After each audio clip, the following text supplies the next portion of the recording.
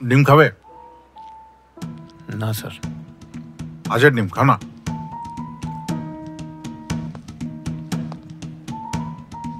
মন দিয়ে কাজটা করো, বুঝলে? অত হুটুপুটি করো না। এসব খুন, ডাকাতি, চুরি এসব ইনভেস্টিগেট করার জন্য সারা জীবন পড়ে আছে।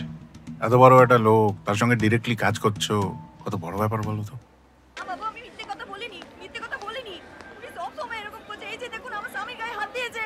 আরে কি হচ্ছে নাকি? এটা একটা পুলিশ স্টেশন তো, আস্তে কথা বলুন। কোথায় আছো তুমি? এইভাবে গায়ে আরে ভাই, এত আওয়াজ কিসের? এত আওয়াজ কিসের এখানে? বাইপাস এরকমটা নেমে একবার দেখো। এটা থানা না মাছের বাজার? আর আচ্ছা, ঠিক একটা আছে, আওয়াজ আমি পরে করলে ফোন তিনটাকে করছি। লকাবে ঢোকাবো। রাখছি। আপনি কি করছেন এখানে, দেখতে পাচ্ছেন না? কি রে, তোর আজ প্রমোদদার ওখানে ডিউটি পড়েন? কালকে লাস্ট ডিউটি ছিল, আজ থেকে তো ডিউটি চেঞ্জ হবে। বড়বাবুর সাথে কথা বলেছিস? না। শুনলাম ডিউটিটা এক্সটেন্ড হয়েছে, কথা বলেন একবার।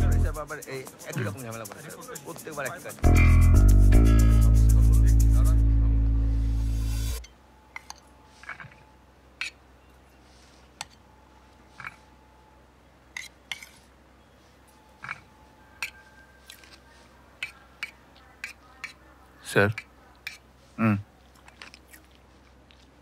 বিশ্বজিৎ দা বলল প্রমোদ বাবুর বাড়িতে আপনি আমার ডিউটিটা এক্সটেন্ড করেছেন। বাড়ি থেকে খেয়ে এসছো?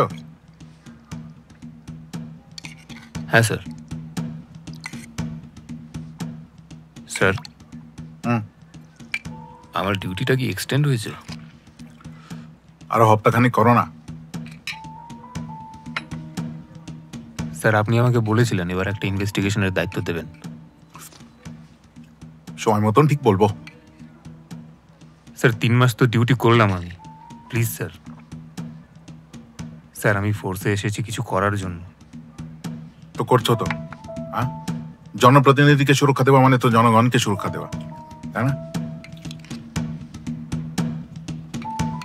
প্রমোদ সেনের লাইফে কোনো রিস্ক নেই স্যার। আরেকজন কনস্টেবল তো সারাক্ষণ রয়েছেন ওর বাড়িতে। যা জানো না তা নিয়ে কথা বলবে না, ঠিক আছে? তুমি জানো যে ইন্টেলিজেন্স রিপোর্টে হাই রিস্ক একটা ফ্ল্যাগ অ্যালার্ট রয়েছে। মিনিমাম একজন এসআই লাগবে ওনার সিকিউরিটি অ্যারেঞ্জমেন্টে। স্যার, আপনি আমাকে 3 মাস বলেছিলেন। তুমি কাজ শিখবে তো, আমি বলে দেবো। ডিউটির পর বিশ্বজিতের সঙ্গে নাইট পেট্রোলিং এ বেরিয়েও। ততদিন আমি দেখছি তোমার যদি একটা রিপ্লেসমেন্ট পাওয়া যায়। ডিম খাবে? না স্যার। হাঁসের ডিম খাও না।